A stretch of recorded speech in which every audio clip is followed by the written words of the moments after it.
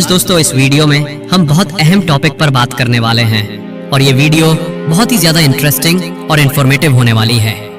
तो दोस्तों इस वीडियो को अंत तक जरूर देखिएगा और अगर आप हमारे चैनल पर नए हैं तो चैनल को सब्सक्राइब करना मत भूलिएगा और वही वीडियो को एक लाइक जरूर कर दीजिएगा।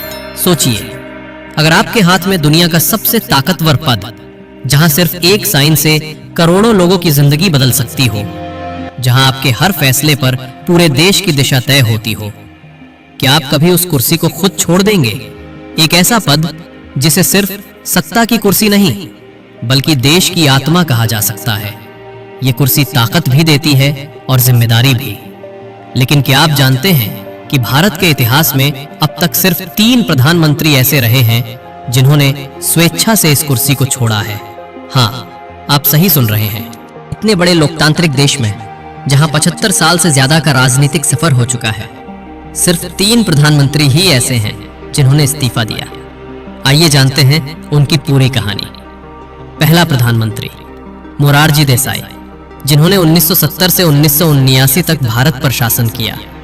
इमरजेंसी के बाद जब जनता पार्टी सत्ता में आई तो देश को लगा कि अब लोकतंत्र और मजबूत होगा।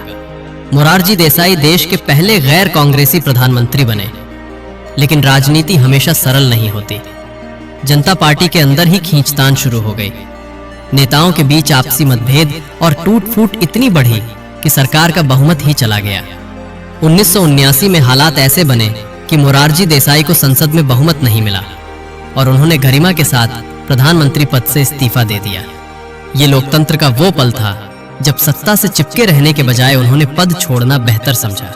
एक दूसरा प्रधानमंत्री चरण सिंह, जिन्होंने 1979 से 1980 तक भारत पर शासन किया। चरण सिंह का कार्यकाल भारतीय राजनीति का सबसे अनोखा अध्याय माना जाता है। वो प्रधानमंत्री बने लेकिन कांग्रेस ने उनका समर्थन वापस ले लिया।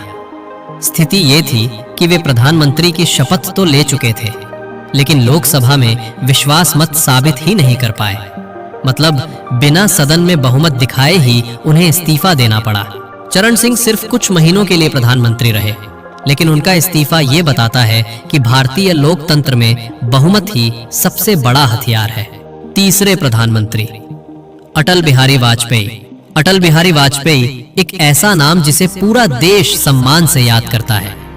उनकी आवाज, उनका कद, उनकी लोकप्रियता, सब कुछ उन्हें भीड़ से अलग बनाता था। 1996 में वो प्रधानमंत्री तो बने लेकिन बीजेपी को स्पष्ट बहुमत नहीं मिला था। उन्होंने सरकार बनाने की कोशिश की लेकिन संसद में सिर्फ 13 दिन ही टिक पाए और पूरे देश की आंखों के सामने उन्होंने संसद में खड़े होकर कहा, संख्या हमारे साथ नहीं है, हम इस्तीफा देते हैं। यह सिर्फ इस्तीफा नहीं था बल्कि लोकतंत्र के प्रति सम्मान का प्रतीक था, क्योंकि अटल जी सत्ता से चिपके रह सकते थे लेकिन उन्होंने लोकतंत्र की गरिमा को चुना। दोस्तों, ये 3 कहानियां हमें एक गहरी सीख देती हैं। प्रधानमंत्री का पद सिर्फ ताकत की कुर्सी नहीं है, ये कुर्सी जनता के विश्वास पर टिकी है। मोरारजी देसाई हो, चरण सिंह हो या अटल बिहारी वाजपेयी, इन तीनों ने यह साबित किया कि लोकतंत्र में सत्ता से ज्यादा अहम लोकतंत्र की मर्यादा होती है। कभी-कभी पद छोड़ देना उतना ही बड़ा और साहसी फैसला होता है जितना सत्ता संभालना। और यही है भारत की राजनीति की सबसे अनोखी सच्चाई, जहां सिर्फ 3 प्रधानमंत्रियों ने स्वेच्छा से इस्तीफा दिया।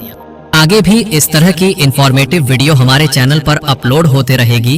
अगर आप आगे भी इस तरह की इंफॉर्मेटिव वीडियो देखना चाहते हैं तो हमारे चैनल को सब्सक्राइब जरूर कर लें।